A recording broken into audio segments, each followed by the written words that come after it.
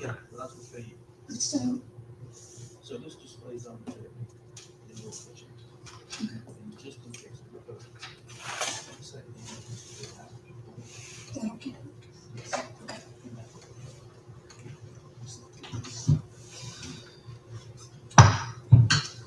This meeting of the Moore County Board of Elections is now called to order. We will begin by please standing and pledge allegiance To the flag of the United States of America and to the republic for which it stands, one nation, under God, indivisible, with liberty and justice for all.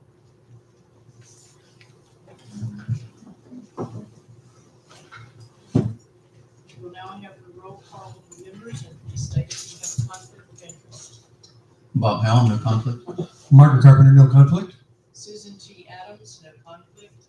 Holly Powell, no conflict. Craig Kennedy, no conflict. There is a paper close to the front door showing what will and will not be tolerated as far as disruptive behavior is concerned. So should there be any questions before you make an outburst, please read the paper. Has anyone signed up for public comment? No, ma'am. Okay. You now have before you the minutes of our last meeting.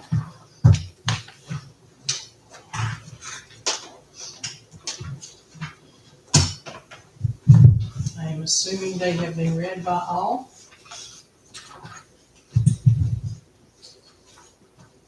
And I will entertain a motion to accept the minutes. I move Sorry. Well, then I'll second it. Thank you, Mr. Kennedy.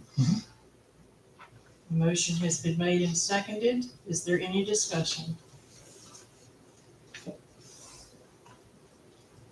There being no discussion, please signify by saying aye if you accept the minutes as presented. Aye. Aye. Okay. The next item on the agenda.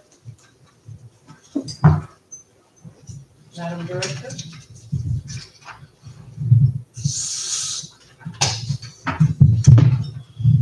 I needed to make an amendment to the absentee meeting days.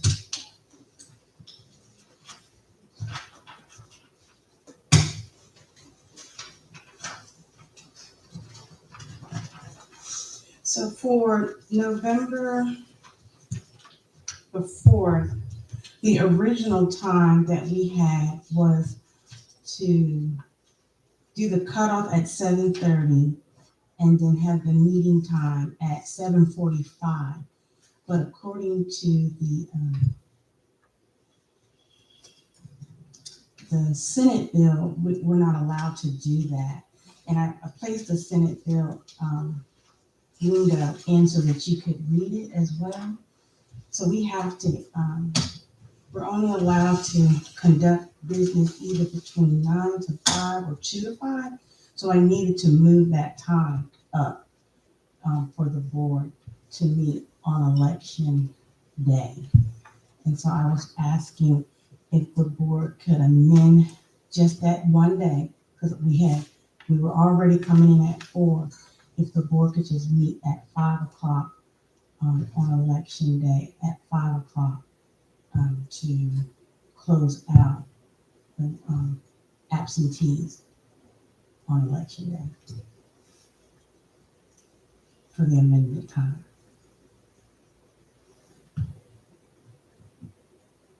I have no problems at 5 o'clock.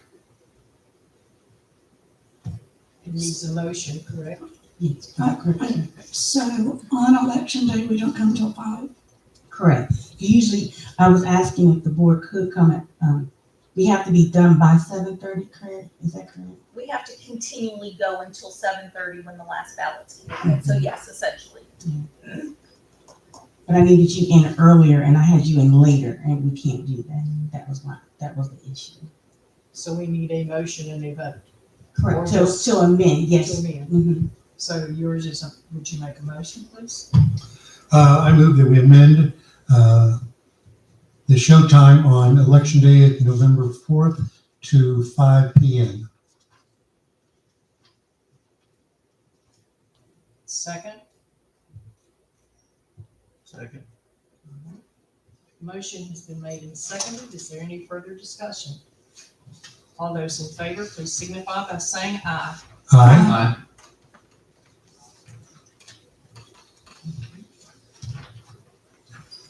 The next item, this is new, the Senate bill now, between Election Day and canvass, we have already put the time frame that we would meet for the absentee, but now we have to have a resolution to cover ourselves to meet for the absentee meeting, to have a resolution to count the curables, which would be that Friday that we were gonna meet anyway, and to have, to meet on that Thursday, which we were gonna meet anyway, but we have to have it in a resolution form now.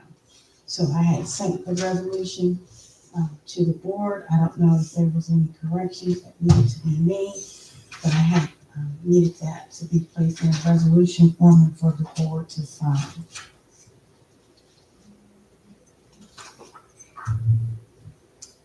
Ken, I'm looking at what you got here is for November 7th at 1 p.m.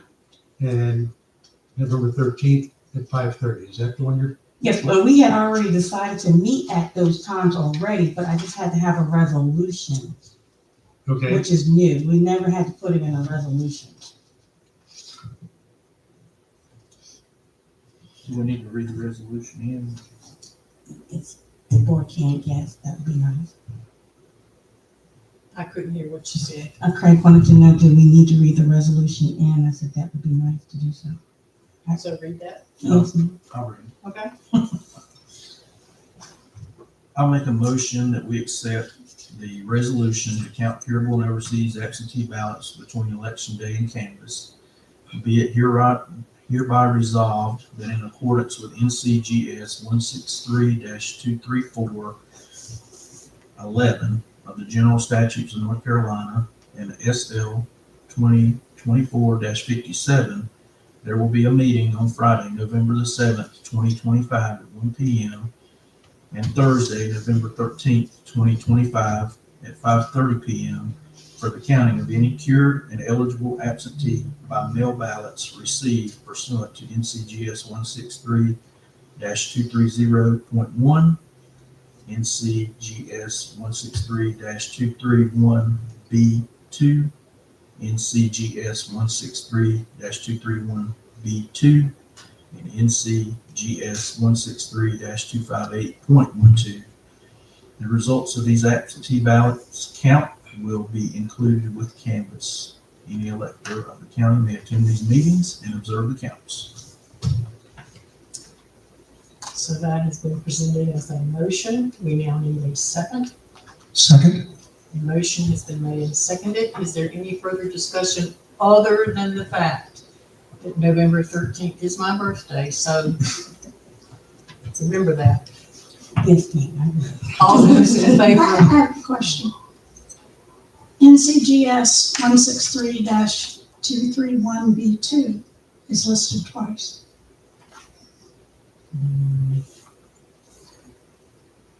Is that It is listed a twice. typo? So one of them should be something different? Or, I don't know why it's listed, it should be listed twice. So I'm thinking maybe there's a misreference.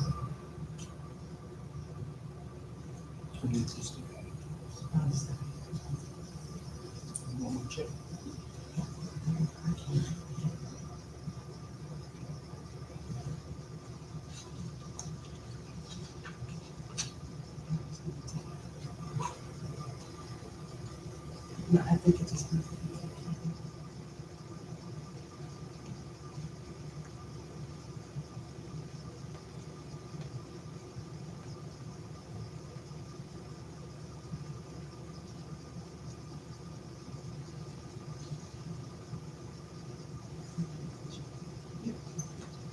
sure there's not a -3. It's probably a reference to something else.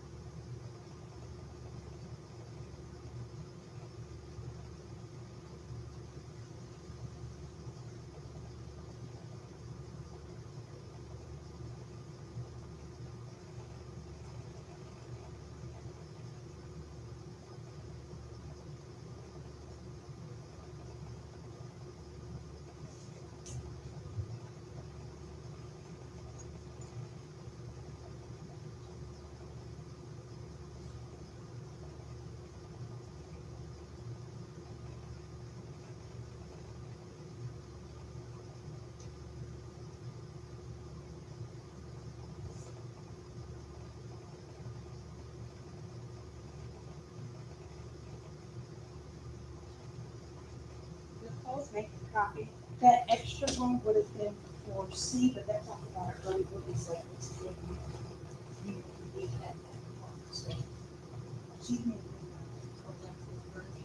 But I took that one.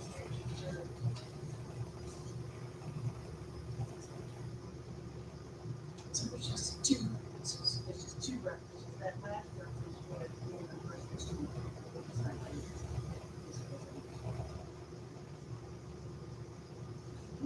I can't figure it out by reading this. So we only need the It's one. just a one, yes, and I took it out. Okay. But she's giving me a copy of the correction. I appreciate Holly catching that, because I'm reading it and I didn't catch it. And I appreciate Tawana following up to make sure we don't leave anything out. So, a motion, There's a motion on the table, but it has been seconded. There has been discussion, and we need to make sure that we vote on the corrected version that's presented or will be presented to us, just to be honest. So, the motion being made, and seconded with the correction being made. All those in favor of acceptance, please signify by saying aye. Aye. Aye.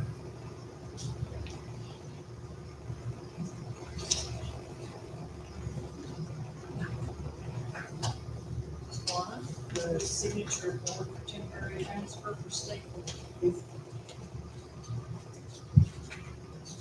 So this is the temporary transfer. I thought I had the board sign it, send it to the state board. I can't find it. This is to complete the transfer process. And so this is the signature sheet for that. This is when we were taking the voters out of Eastwood precinct and transferring them into Carthage, into Carthage.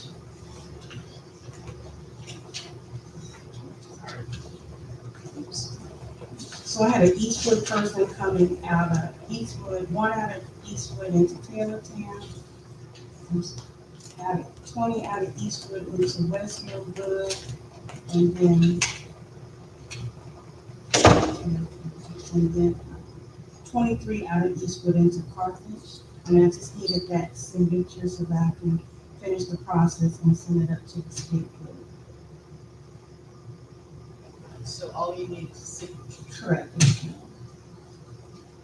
Here.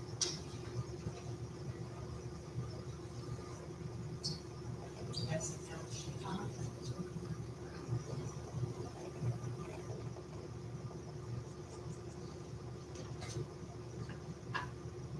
Notice of buffer zone.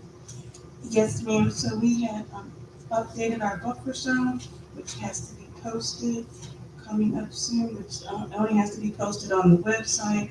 We made the correction with the Cameron Fire Department, which is the Cypress Point. And we also made the change with the East Aberdeen site. And so we wanted to let the board review that and to approve so that we can post it.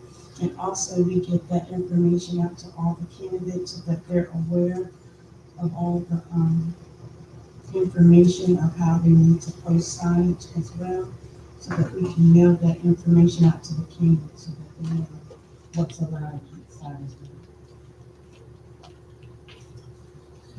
For the, excuse me, for the highlighted sections in the sheet that you gave us, are these the definitions of what is allowed, what's not allowed? Is that some combination of policies of the individual site plus what's required by the general statutes and what are policies of the Moore County Board of Elections? Yes, sir, because, as you know, so like at Pine Dean, because, of the way that the parking is, situated and them taking up parking spaces, we don't allow tents there, or we don't allow tents at the Bass Town Hall. So, we don't put tents there, or we don't put tents also at the Ball Visitor Center, which we're trying to work with, I've been in the school just like me. Sand Hills to see if we can find another location amongst the school to, expand the early, one of our sites, but, we haven't had any luck with that so far. So we're not able to find a suitable location there.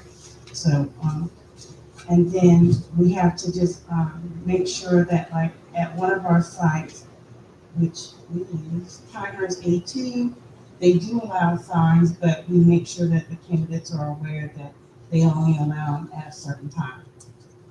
They allow them at 6 a.m. to 8 p.m. We were having issues at one of our county buildings where they were putting up signs, like it was an early voting sign. So we had to go through our county policy, and they're only allowed 24 hours up when it comes to a county building. So we had to kind of make adjustments with that, some of our county building, except for our agriculture building, because it is an early building site, they can actually leave those up a little bit earlier. So we just had to go through and make sure that with the municipality, everything was lining up with what the municipalities want, with the different facilities that we use want, and just make sure that our campaigners and the candidates are just in line with what everybody wants. Thank you. Now, is this something that we need to vote on, or that this is just an informational sheet to To us? approve, yes. It's to approve. Mhm. Okay, the notice of the buffer zone has been presented to us. We have had an explanation. Anyone that would like to make a motion to accept this, please do so. So moved. Is there a second? Second. Motion has been made and seconded. Is there any further discussion? All those in favor of voting to approve the notice of the buffer zone, please state by saying aye. Aye.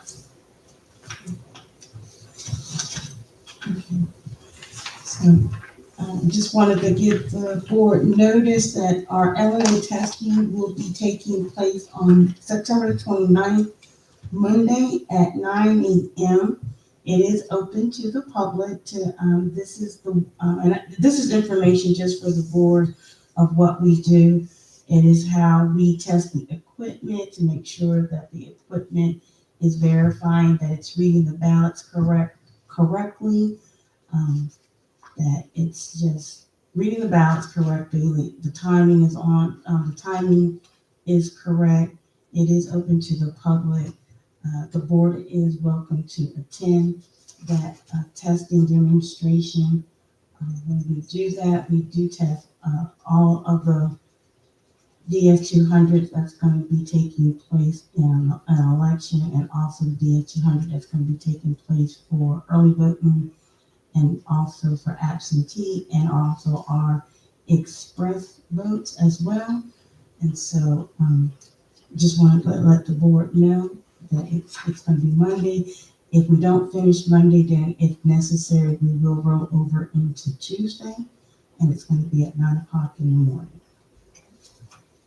And that's just for information purposes.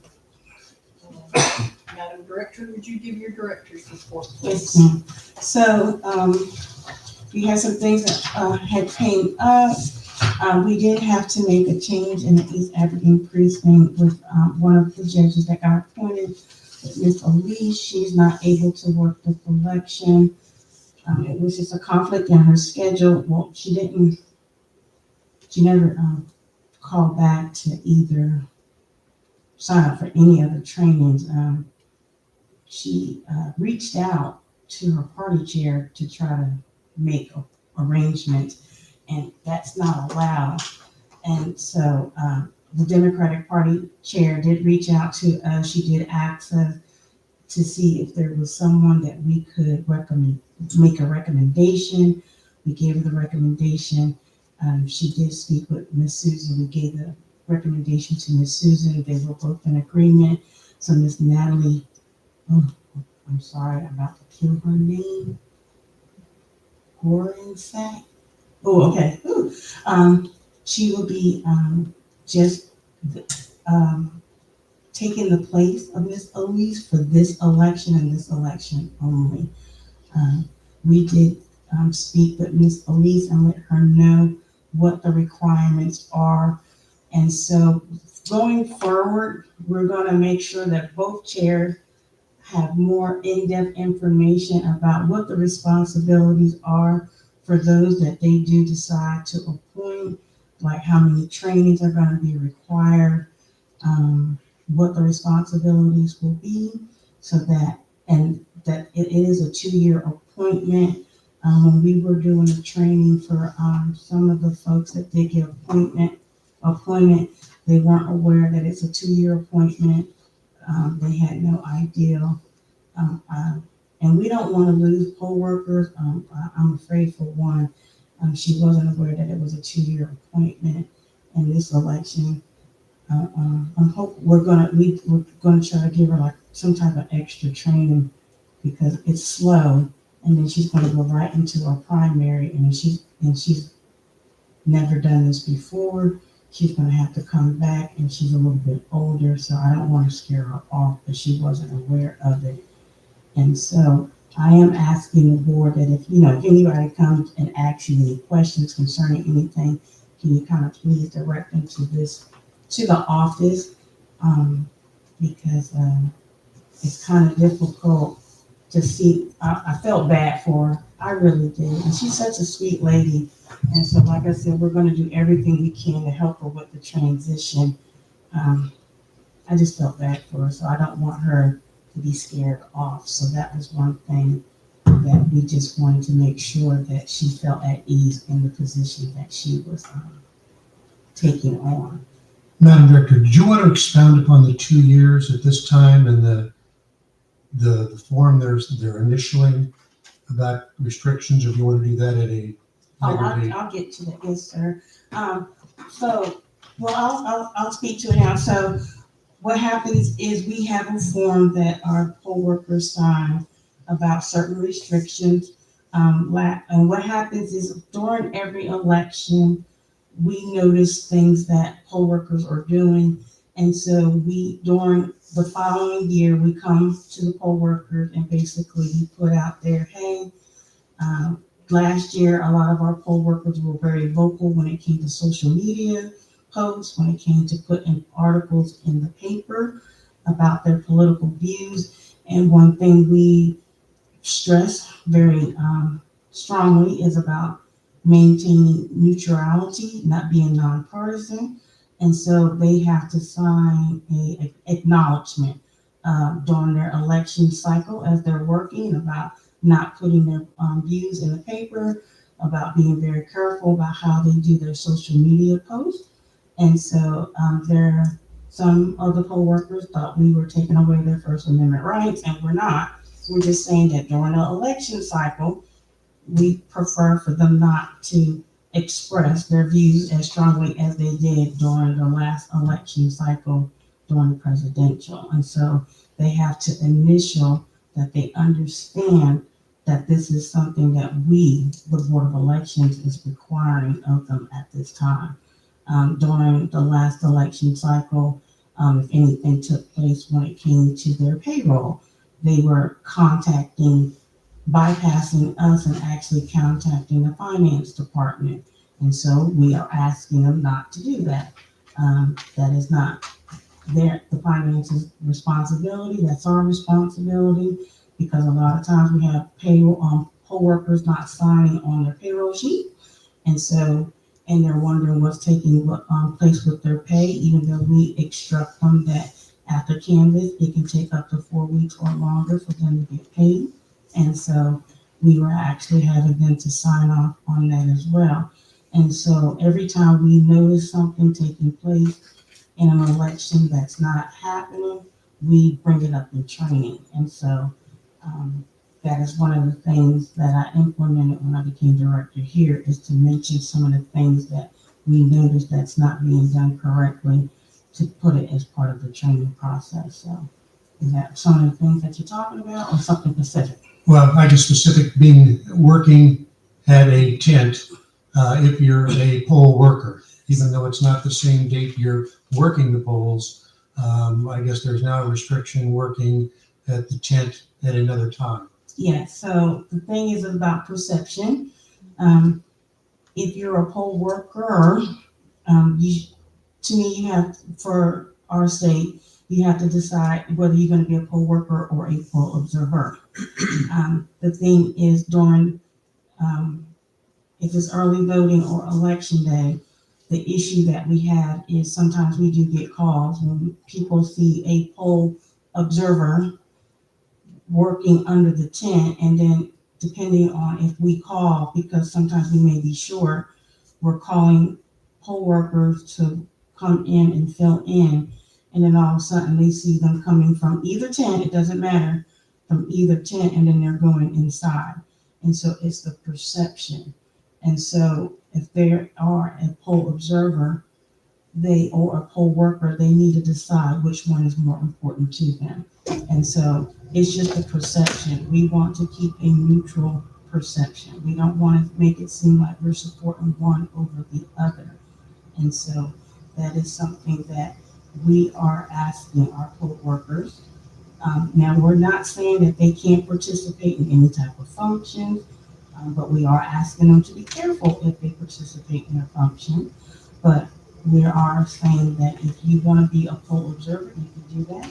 Or if you want to be a poll worker, you can do that. But we are saying that you can't do both. I think it's always been pretty clear that you can't be an electioneer in a poll worker.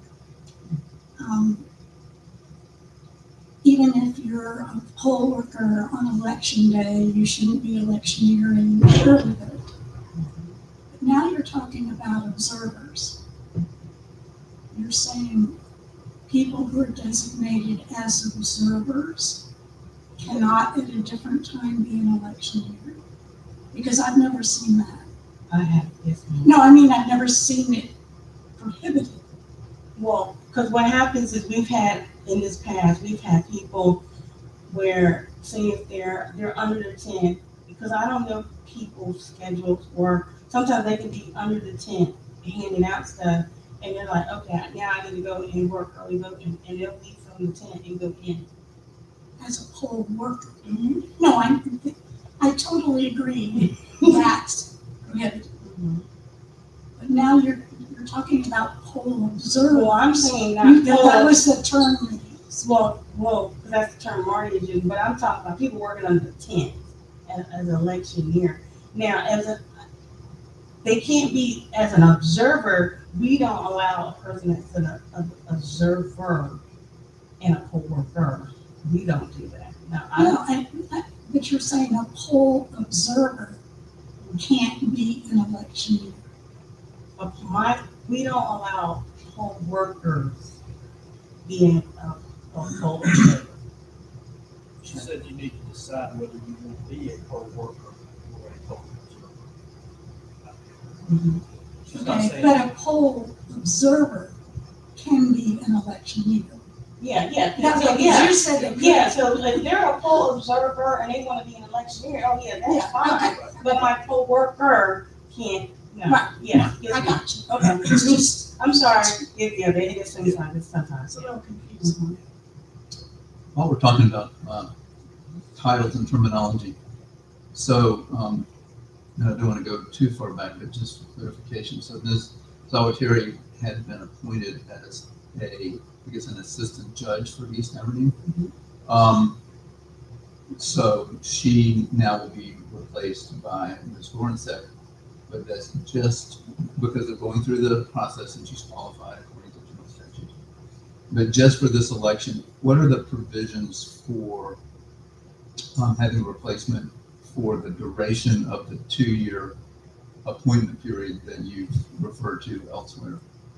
I'm sorry. So what happens for this election, then it looks like we're gonna need a judge at East Aberdeen in subsequent elections over the course of. No, she's only just getting replaced for just this election, but she'll be able to come back for the next Oh, so election. Ms. Zawatiri will be able to come back. Yes, she just couldn't work this Gotcha. election. All right, that's good, that's good. And Um, just as a point of clarification, you said when you were talking that someone had reached out to me and I I'm sorry, I had spoke to you. okay, I had sent you all the information. I took it that you were saying it's someone. I'm sorry, it was me, no, not the party, yeah. So what happened, so when we had reached out to Ms. Elise, we had sent her the information. We had emailed all the ones that had got appointed. The other two judges, they were right on board. They had came to the training that we had did on Saturday because we had asked what day was beneficial for the new judges to come. We had a Saturday training. Everybody agreed to come to the Saturday training. We hadn't heard back from Ms. Elise.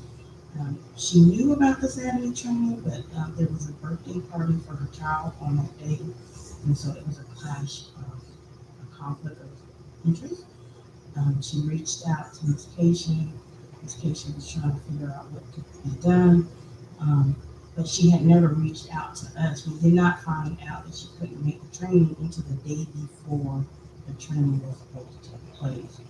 And so we had worked with Ms. Monique about what could be done. And so Ms. Monique was the one asked us if we could find someone.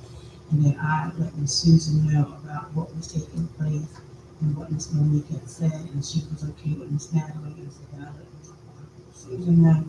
And so that she would not be able to work this election because she never signed up for any other training. She never called us. We had to basically ask her to call us to let us know that she could not work because we weren't aware that she couldn't work until Ms. Keisha had reached out to us.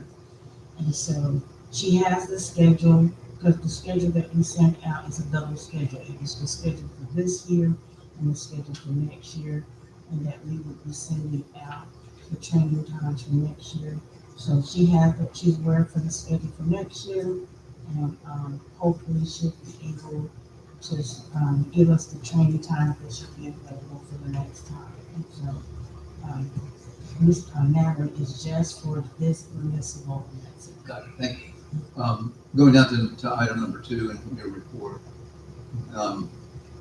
And certainly this is a matter for concern that folks didn't know that appointments were for a 2-year term. I take it that means for judges and assistant judges. That and also even the ones that got appointed for the early voting terms, the 6 that were requested, only out of the 6, only one was able to come. When speaking to her, she didn't even know that she would have gotten nominated. And so it kind of makes it hard when we're trying to pull people in and they don't even know that they got appointed. And like I said, the lady that got appointed, very sweet lady, we're going to do everything we can to make it easy for her. When we told her that it was a 2-year term, she gasped, and we were like, Right, yeah. So we were like, did anyone speak with you? And she was like, no.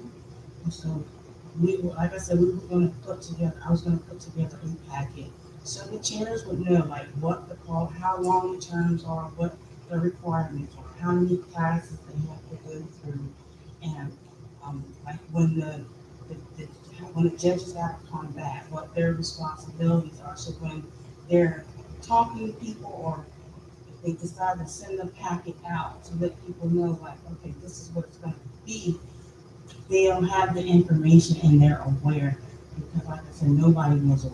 Mhm. And so we don't want to lose people. We want to try to gain more people to come. Right. So when you say we don't want to lose poll workers, clearly you've got a plan for future elections to make sure that all the information gets out. Poll workers in item C, does that mean for judges or you're not talking about? I'm talking about anything. Just judges, Any poll assistant- worker appointment is for 2 years? So judges and assistant judges are for 2 years. Assistants can also be for 2 years as well if we choose to do so. They don't have to be.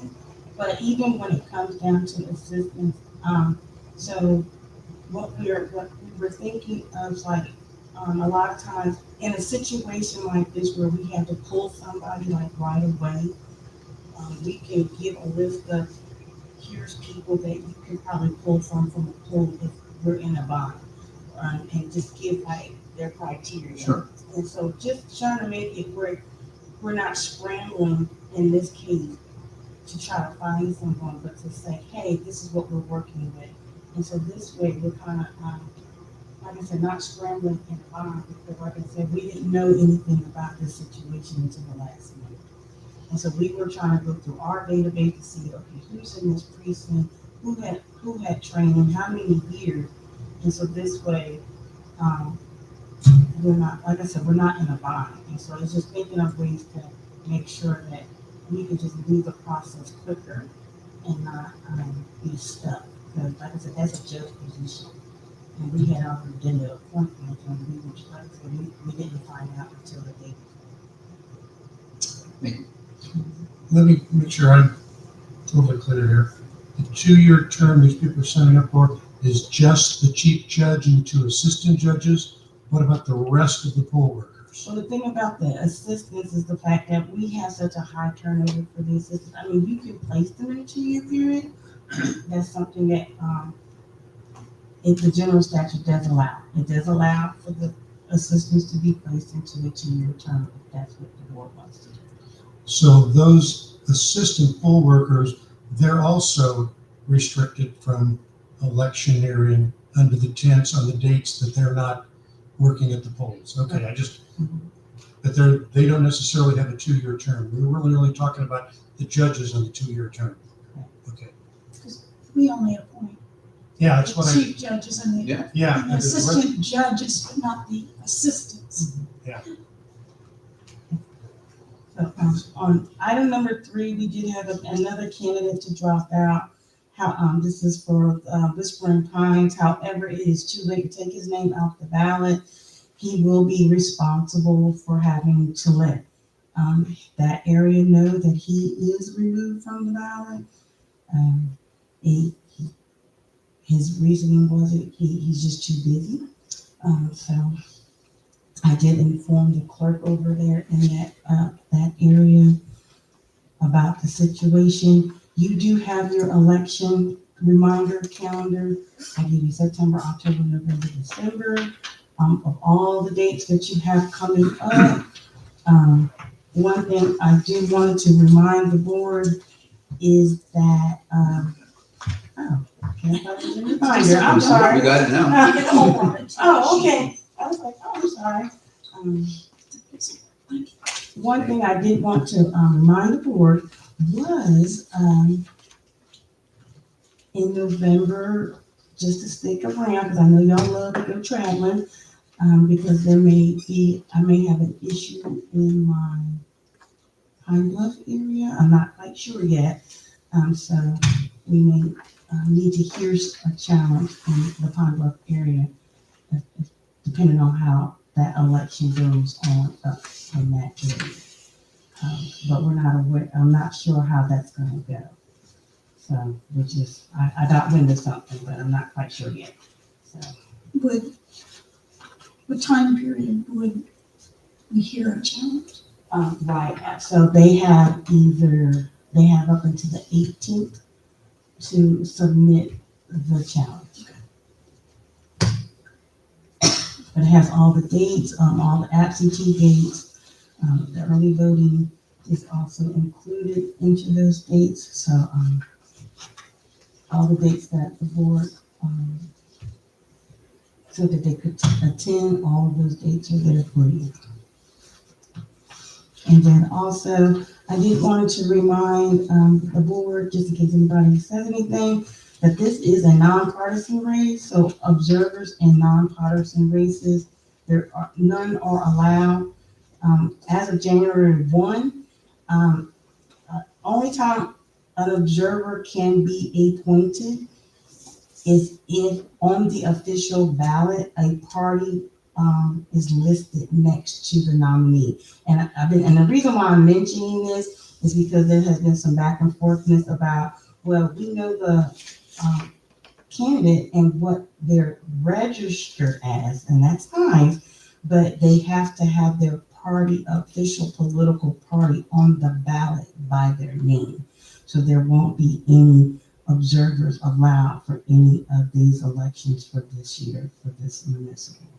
So there won't be any observers. I just wanted to make sure. Is that it? Yes, I'm looking at for Director, we appreciate that.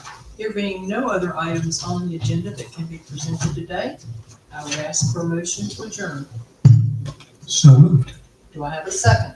Second. Motion has been made and seconded. Thank everyone for their participation today, and this meeting is adjourned.